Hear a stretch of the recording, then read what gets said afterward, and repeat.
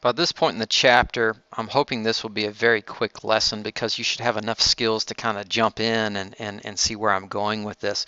How do you tell a story from any given equation? So here's the given equation. Y equals $1.99x plus 5. So you take any equation and you can turn it into a walkathon problem or maybe buying stuff online or anything that makes sense to you. Okay? So look, this is your start number, right? And this is your step number, and this one happens again and again and again. So, going back to what we did before, how about this? Bob pays me $1.99 for every mile I walk and $5 to show up. Isn't that how it used to go, right? Your step number is how many dollars you got paid for every mile you walked. So X is the number of miles you walk, and Y is the total money you raised.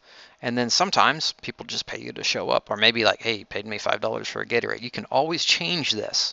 I'm not saying it has to be something that we've done. I just need to tell a story that matches the equation. Does this scenario match that? Absolutely. Well, what about buying stuff online? How about this? Nancy ordered a lot of pens that cost $1.99 each, but she had to pay $5 for shipping.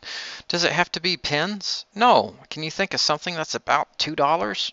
How about a lot of bags of M&Ms, right? That cost $1.99 each, but then she had to pay $5 for shipping.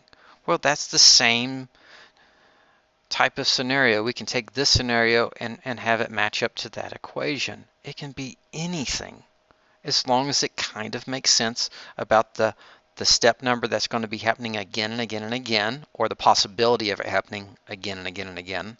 And then the start number is just a one-time fee or a starting point, okay?